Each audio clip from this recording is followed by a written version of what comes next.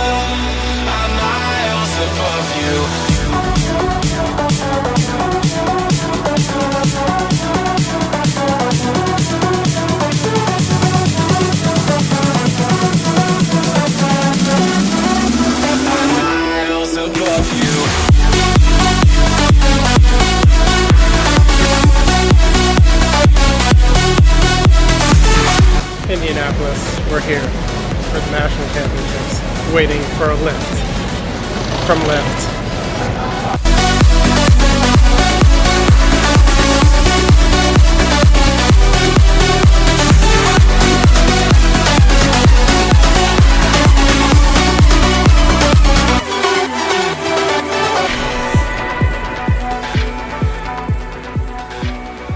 Okay, finally got into Indy and getting settled into the room here. Took a trip to the store.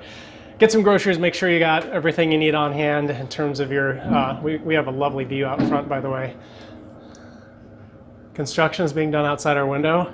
It's because we're classy. We stay in classy hotels. Anyway, got all the groceries, all the kind of crap we need, the food, to kind of keep everything good. And now I need to hop onto a conference call for a board meeting and go out, grab some food, fuel up for tomorrow, and get excited for my first event. Tomorrow I have one event, Saturday I have one event, and then on Sunday I have three. So that Sunday I have three. So that's the layout and the schedule.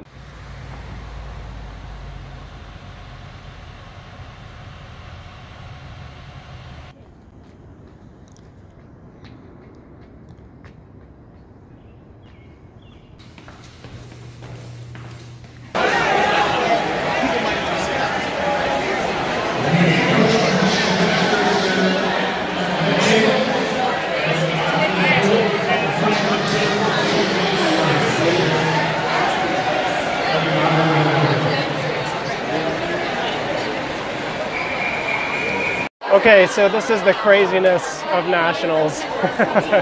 I'm off in the corner here, so hopefully you could hear me, but I doubt you're going to be able to very well.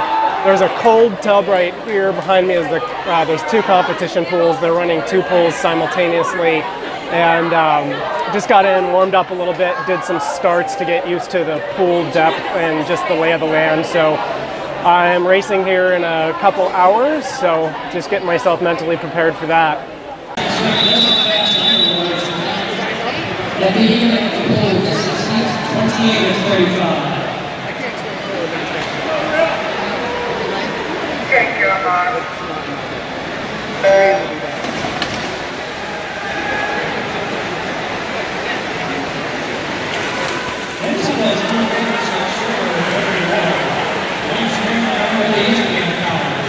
Touching first, out of lane 3.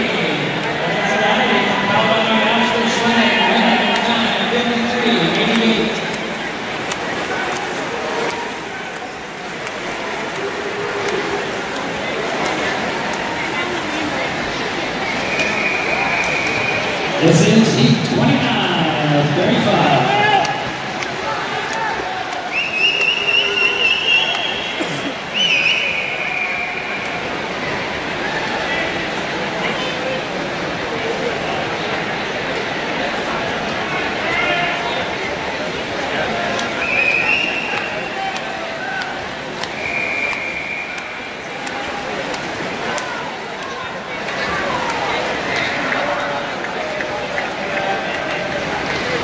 And the World National Championship here in the men. 35 to 39. That's Kevin Bergford.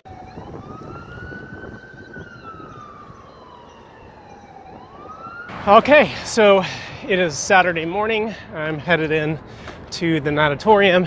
Yesterday was a good day. I was super long on my finish in the 100 backstroke, so I should have taken another stroke.